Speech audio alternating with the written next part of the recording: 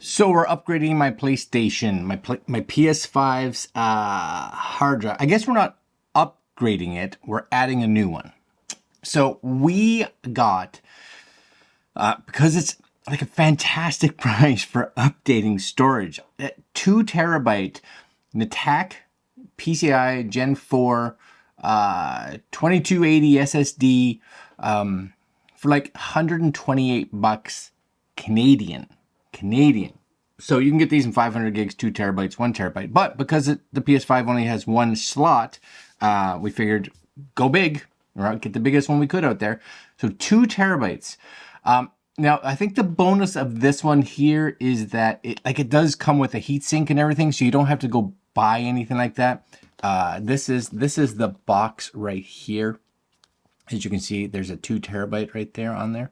Now, just be aware, they do make a N5000, like N5000 N, which is, I think, slightly faster, especially on the, like, what does it say here? I have the N up here, I think. I think just in the sequential, like, write speeds, it's a little bit faster, like one's 2600, one's 2700, so not that big of a difference. Or if you're really concerned about making everything run as fast as possible, if that's, you know, what you kind of want, as you look up here, they have the 7000 high-speed SSD. So you're going to go from like 4700, 4600 in that ballpark to like almost 7000. So you're going to gain a huge increase in speed if that's of importance to you. Not that important to me. I just want extra storage. If it takes a little bit extra to install, not a big deal. Now, if you are interested in the 7000 series, not bad. $50 more, but you do get a little bit of a discount. So, you know, only about 35, 40 bucks more to get faster. You know, good price. Anyways, I'm going to show you what comes in this here box right here. I got my PlayStation down here, and we're going to install it. And then we'll take it upstairs, plug it back into its home, and make sure it actually works.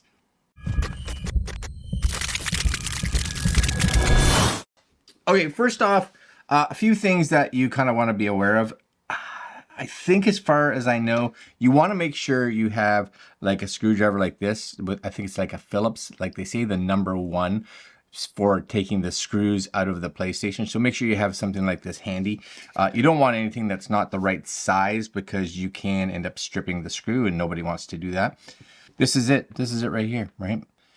So this, as far as I know on Netac stuff, this is kind of the starting point for an NVMe that will work in the PlayStation. But 129 bucks, 2 terabytes. I wish I could get storage like that at that kind of price for the Xbox. But no, their stuff is so much more expensive. It does have some standards and all that kind of stuff on the back. If you guys can even read that, I don't know. It is what it is. Let's just peel this apart. And this is it. So you do get a little tiny manual here, super small. I'm sure it just says, here it is, right? There's a little bit of almost like instructions on how to put it in. Make sure it goes into a 45, blah, blah, blah, blah, blah. I'll show you as best I can, you know. I'm not like a computer builder, right? But this, oh, what is this? Oh, these are the screws that you'll need. And yeah, like they are, you guys may be able to see them, maybe. They are really small in regards to like how big of a head you need. So make sure you have a small one. And this is the drive. And yeah, like I said, the bonus of this one versus some of the other ones that you can get out there is that it does come with a heatsink, right? So you want to just take this piece off. But as you can see there, it's got a nice big heatsink on it. So you guys can, you don't have to buy anything extra, you know, which is great because if you have to do that, some people, they're very confident with that, right? I'm like, oh, I'll probably end up putting that on wrong. So I don't want that. Now, the other thing I'm hoping is that based on these two cameras, I'm going to bring my PlayStation up here. that you guys will be able to see all this. So the one thing that you want to ensure, as far as I know, is if you are like me and you have this standing vertically, you want to make sure that your stand is off, because you'll have to lay this kind of on its side. So we're going to just take that off right here. Okay. Stand off. Good. And then they say, as far as I know, it's as far as I know, it's you sit it like this. You know, I've seen so many videos, and the digital version possibly versus other version, I don't know. Mine is the digital version. So I have the main ports, the USB ports that are on the back of it facing me and on the left, okay? And then literally all you have to do is this corner, so my right, you're gonna lift up and you just kind of pull it backwards. And it should come off. So basically you're pushing it from the top to the bottom.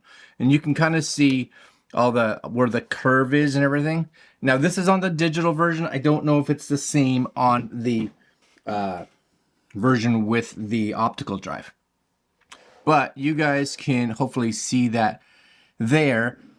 And basically that's our spot. Yes, that's our spot. So we're gonna take our screwdriver here. This should fit in there, would be my hope. Yes. Now you don't want to over tighten these by any means, because you know that's never good. So I'm just going to undo this screw to give us access.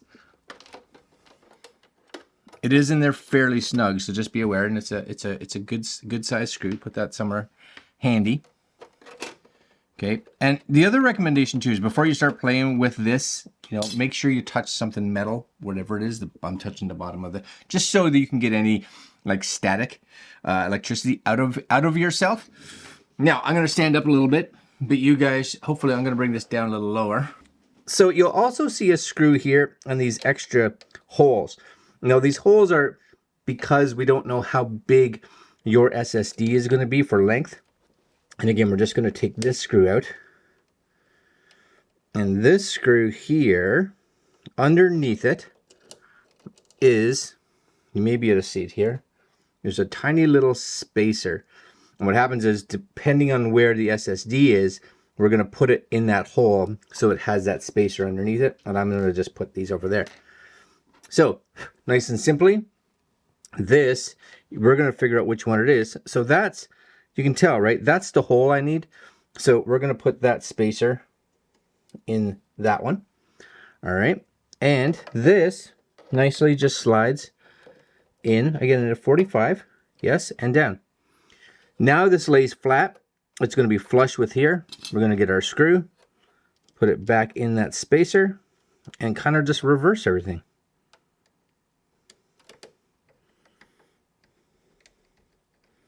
Really important though to make sure that you move that spacer into the appropriate slot. That's there, nice. Put this back in. Honestly, the hardest part I find in this whole thing was figuring out which corner to lift and pull down on, right? So that's in there now. Again, I'm just hand tightening it. Nice thing is this isn't like a spinning drive. So really, we don't have any vibrations or anything like that. I'm just going to grab the top here. So this, I think, put it back on the right way, like this, and then you push it upwards. And you'll hear just a little tiny click. Yes? And as far as I know, that's it. So let's take the PlayStation upstairs, plug it into the TV, and see what it does.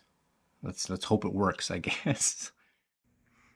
All right, guys, so we are upstairs, and I am going to just switch this.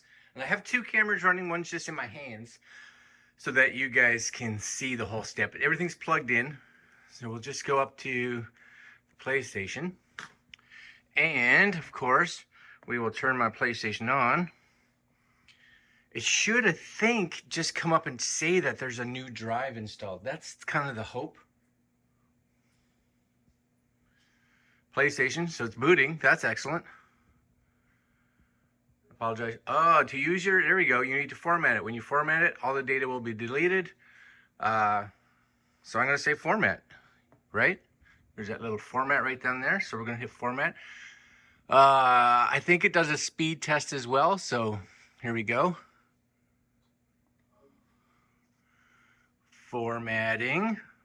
Awesome. That's fast. The read speed of your M2 SSD is as follows, 4691. So pretty much exactly what they said, because I think they said 4600. So that should be okay. And, right, you guys can see that, 4691 read speed. And hit OK. To change where your games are installed, go here. Sweet. Rebuilding. Just like that. Just like that. We're good. So, as far as I know, really, is there going to be much difference installing, you know, a game to the internal versus the SSD? Well, maybe if you get the even faster ones, yes.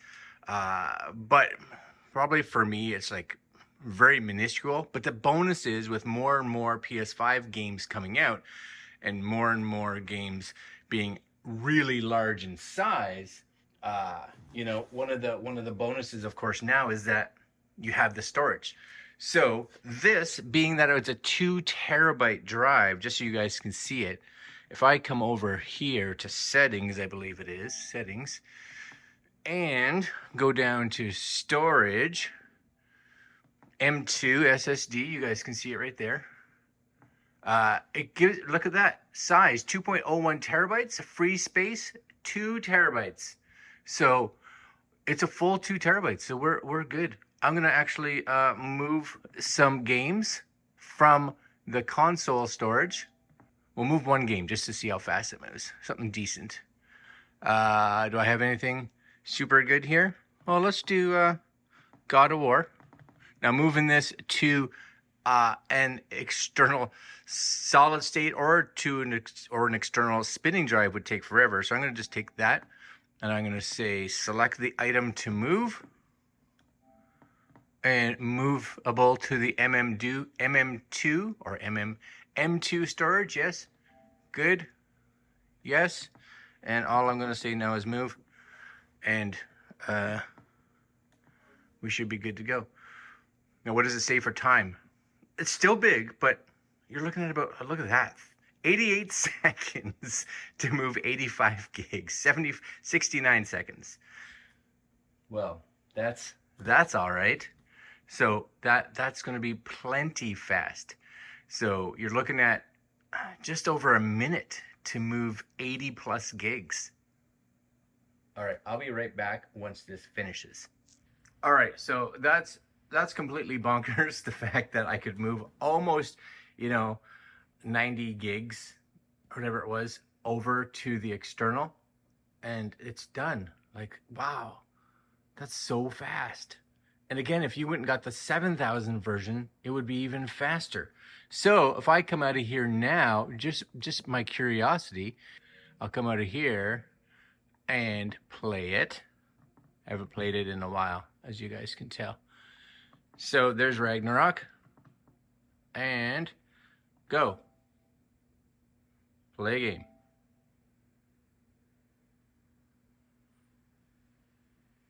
Like, come on now. That's so fast. It's just as fast, I would say, or maybe even faster than the internal. Now I don't know what the speed of the internal. There's a loading screen right there. But boom. We're up. So good. All right, guys. There you have it. Super easy install. Again, the hardest part is figuring out which direction to kind of move the cover of the PlayStation. After that, pretty easy. Make sure you get a drive with a heatsink. This one here, the Netac 5000, works great. $129 for 2 terabytes. Like, come on, that's fantastic, and works like a charm. So good. All right, my friends. I'll put links to where you can get this drive on Amazon, and I will see you guys next video. Like, comment, share, subscribe. Hit the little notification bell, and I think I'm gonna play some God of War. All right, guys. I'm out. Later.